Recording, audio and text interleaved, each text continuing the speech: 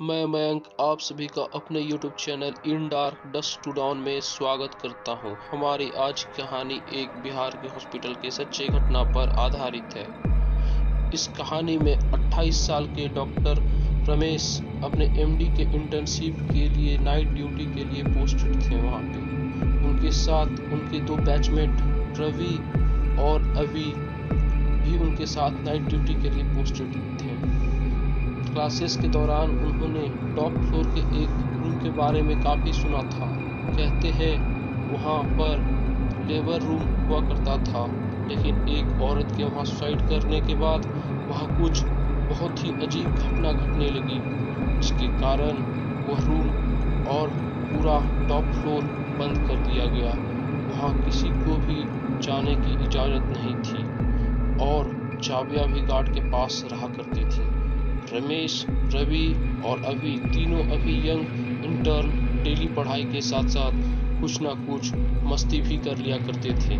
उस रात भी उन्हें हॉस्पिटल में मस्ती करने की सूझी और उस रात को ज़्यादा पेशेंट नहीं होने के कारण उन्होंने सोचा क्यों नहीं आज टॉप फ्लोर में जाकर उस रूम की सच्चाई का जायजा लिया जाए। तीनों ने किसी तरह अजय चचा से छुपकर चाबी ले ली और टॉप फ्लोर की तरफ चल पड़े।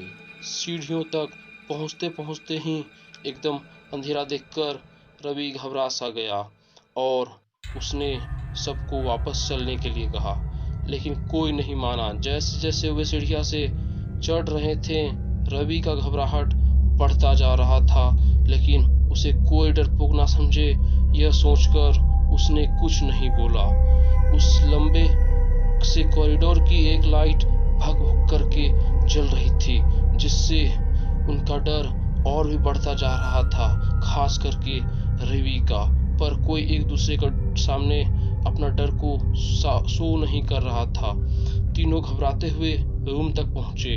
हर तरफ वह जगह बंद होने के कारण उस रूम के पास बहुत ही अंधेरा था और जोर जोर से हवा चल रहा था। रवि को उस कमरे के आईने में पंखे से झूलता एक औरत दिखाई दिया और वे जोर से चीख पड़े। उसके चीखते ही मानो और वह औरत गायब हो गई।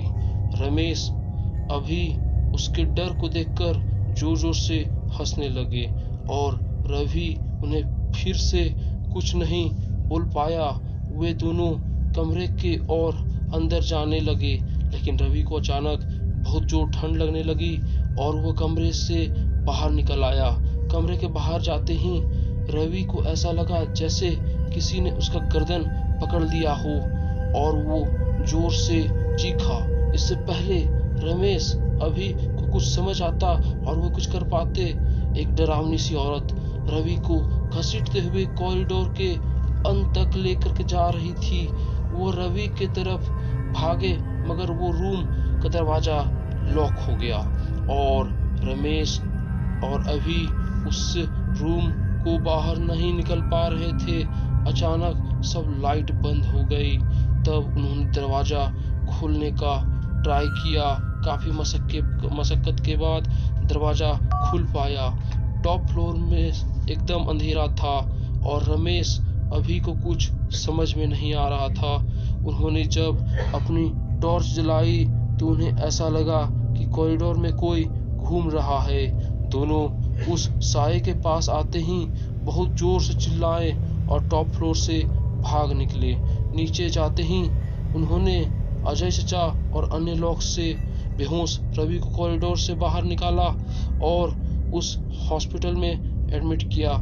रवि को थोड़ा होश आया और वह कुछ बड़बड़ा रहा था। सारे डॉक्टर्स ये देखकर शॉक थे, किसी को कुछ समझ में नहीं आ रहा था। रवि उस रात से 8 महीने तक कोमा में था। होश में आने के बाद उसने उस रात के बारे में दोबारा बात नहीं किया। रमेश और अभी को अपनी उस शरारत पर आज तक पछतावा है और उस घटना के बाद से रवि का मेडिकल करियर तो खत्म हुआ ही, साथ ही कई और अन्य असाधारण घटनाएं जैसे पेशेंट्स का मरना, उस हॉस्पिटल में असाधारण तरीके से हॉस्पिटल स्टाफ के साथ अनहोनी होना और उन सभी घटनाओं को ध्यान में रखने के बाद उस हॉस्पिटल को आज परमानेंटली बंद कर दिया गया है। और ऐसा सुनने में आता है कि जितना ज़्यादा वो हॉस्पिटल भूतिया था, उससे ज़्यादा आज के समय में उसका कैंपस भी भूतिया हो चुका है, क्योंकि कैंपस उसके कैंपस के आसपास भी कई असाधारण घटनाएं देखने को मिली हैं। Thank you very much. हमारी आज की कहानी इतनी सी थी। अगर आपको हमारी कहानी अच्छी लगे तो प्लीज़ चैनल को लाइक करें, शेयर करें और सब्सक्राइब करें।